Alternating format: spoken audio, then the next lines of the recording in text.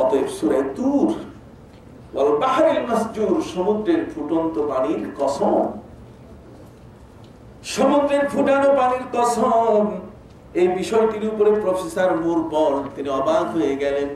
আমি একজন নোবেল বিজয়ী মানুষ, কথা বলুন, আমি একজন কি নোবেল বিজয়ী মানুষ, আমি সারা পৃথিবীর সমুদ্রগুলোর পরিসংখ্যান উপস্থিত করেছি, কিন্তু অবাক কাণ্ড, পবিত্র কোরআনের সূরা তুরের 2 শব্দের একটি আয়াতের ধাক্কায় আমার নোবেল ভেঙে চুরমার হয়ে গেছে। কেন? আমি আবার ওই নোবেল পেতে যে অভিসন্দর্ভ উপস্থিত করেছি, যে তথ্য পরিবেশন করেছি সাগর মহাসাগরের, সেখানে সাগরের পানি মিনারেল, এটা যে আল্লাহর পক্ষ থেকে এটাকে পরিচ্ছন্ন করে তাপের মাধ্যমে যে আল্লাহ তার বান্দাদের জন্য তৈরি করে রেখেছেন, সেই বিষয়টি আমি তথ্য দিতে পারি নাই। তার ধারণা হলো যে সমুদ্রের নিচে নিশ্চয়ই চুলা আছে, চুলা না হলে সমুদ্রের এত পানি এটা কিভাবে আল্লাহ ফুটাবেন? সমুদ্রের পানিগুলো ফুটাতে গেলে সমুদ্রের নিচে আগুন প্রয়োজন। বাইরে আমার প্রফেসর মুরপল তার 100 জন মেরিন ইঞ্জিনিয়ার নিয়ে, যারা সমুদ্র বিজ্ঞানী, যারা সমুদ্রের উপরে রিসার্চ করেন, তাদেরকে নিয়ে তিনি কোন বর্ণনায় আমি দেখেছি যেটা এই আটলান্টিকের উপরে, কথা বুঝতে পারছেন, তিনি মেরিন স্টেশন করলেন, ছাত্রদেরকে তার 100 জন সাগরেদকে তিনি সেখানে নিলেন। নেওয়ার পরে তিনি তাদেরকে বললেন যে তোমরা একটু পাইপ ঢুকাও তো, নিচে দেখো তো চুলা পাওয়া যায় কিনা। চুলা তালাশ করতে গিয়ে সাগরে তারা পাইপ ঢুকানো শুরু করলেন। 35,000 ফিট নিচে তারা চলে গেছেন, অথচ কোন পাইপ এ পর্যন্ত কোন তথ্য খুঁজে বের করতে পারছেন না। কোরআন তো কখনো মিথ্যা বলে না।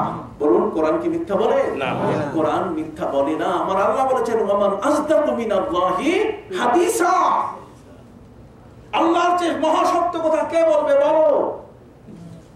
জগতের মধ্যে তিনি তার কুদরতি ক্ষমতা দিয়ে পৃথিবীর মানুষগুলোকে অবাক করে দিয়েছেন। পৃথিবীর মানুষগুলোকে তিনি বলেছেন, বান্দা জগতের মধ্যে খবরদার, এই পৃথিবীতে আমি আল্লাহ গোটা জগৎকে সৃষ্টি করেছি, তোমাকে যে জ্ঞান দিয়েছি এই জ্ঞান দিয়ে বেশি বাড়াবাড়ি করো না। একটা প্রাণী, একটা পশুর মধ্যে যে জ্ঞান আছে সেই জ্ঞানের সাথে যদি তোমার নিজের জ্ঞানটা তুলনা করো, যেমন আমাদের দেশে উট পাখি আছে, বলুন না কি আছে? উট পাখি, উট পাখি এটা বছরে ডিম পারে 24টা। কয়টা? যখন ডিম পারে তখন ডিম 24টা ডিম পারে। এই 24টা ডিম পারার পরে উট পাখিটা এটাকে 3টা ভাগ করে, 3 ভাগে তাকে বিভক্ত করে, 8টি করে। 3 8 কত? 24টি ডিমকে 3 ভাগে বিভক্ত করে 8টি ডিম মাটির নিচে লুকায় রাখে, 8টি ডিম উপরে রোদ্রে রাখে, আর 8টি ডিমের উপরে বসে সে তা দেয়, বাচ্চা ফুটায়। কথা বুঝতে পারছেন? আমি আমার ভাইদের খেদমতে আরজ করতে চাই, কে তাকে ভাগ অঙ্ক শিখালো? কে তাকে ভাগ অঙ্ক শিখালো? এই পৃথিবীর মধ্যে একমাত্র কুদরতের অধিকারী কে? আল্লাহ। আপনার নাম শুনেছেন, এই পৃথিবীর মধ্যে অনেক ডাক্তারের নাম। ভারতের একজন ডাক্তার ছিলেন যার নাম হলো বিধানচন্দ্র রায়। বিধানচন্দ্র রায়, বিধানচন্দ্র রায় তার এই চিকিৎসা জীবনের সবচেয়ে বড় সফলতা হলো যে তিনি যখন কোন হাসপাতালে যান, রোগীর হাত ধরে নাড়ি চেপে তার রোগ নির্ণয় করা প্রয়োজন হতো না।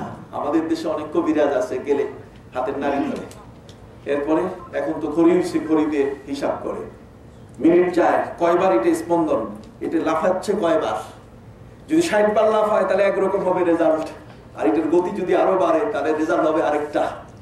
যারা বিশেষজ্ঞ তারা এই নাড়ি স্পন্দন দেখে শিরার স্পন্দনে তারা রোগ নির্ণয় করেন।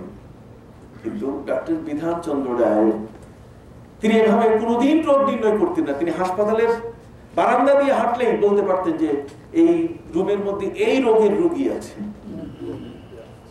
আল্লাহ মানুষকে এই ধরনের ক্ষমতা দিতে পারে। বাইরে আমার ডক্টর বিধান চন্দ্র রায় একদিন এক সময়কালে তিনি ভারতের শিক্ষামন্ত্রী হয়েছিলেন। শিক্ষামন্ত্রী হওয়ার পরে কোন একটি স্কুল ভিজিটে গেলেন, যেহেতু শিক্ষামন্ত্রীর দায়িত্ব হচ্ছে স্কুল ভিজিট করা। একটি স্কুল ভিজিট করতে যেখানে তিনি গেলেন, যে স্কুলে, সেখানে দেখলেন যে ওই স্কুলের একজন শিক্ষক তার ছাত্র। ওই ছাত্র শিক্ষক তিনি ডক্টর বিধান চন্দ্র রায়কে পেয়ে এত খুশি হলেন যে স্যার, আমার স্যার আজকে পরিদর্শক, আমার স্যার আজকে এসেছেন। পরিচয় দিয়ে বলছেন, স্যার আমি আপনার কাছে তো এই সায়েন্স পড়ছি। স্বভাবত কোন ছাত্র যদি পরিচয় দেয়, যেমন আমার এই বাবা, এই যে হাফেজ আমার কাছে লেখাপড়া করছেন, সে কোথায় থামছে বুঝতে পারলেন, আমার সাগরে লেখাপড়া করছে আমার কাছে, তো যখন বলছে আমার কাছে পরিচয় দিচ্ছে, হুজুর আমি তো আপনার ছাত্র, তখন আমার কলিজাটা পড়ে গেছে।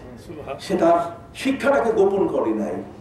সে যদি না বলতো যে না কি দরকারটা, উনি এসছেন ওনার মধ্যে কথা বলবেন, শুনবো, চলে যাবো, কিন্তু না, শিক্ষক এবং ছাত্রের মধ্যে একটা বিরাট টান, এমন একটা সম্পর্ক যে ছাত্র কখনোই সেটা গোপন করতে চায় না, এবং গোপন করাটাই তার জন্য একটা বিষাক্ত অবস্থা সৃষ্টি করে, এবং পুরো অবস্থাতেই সে নিজে স্থির থাকতে পারে না, মনের অজান্তে সে বলে ফেলে আমি আপনার ছাত্র।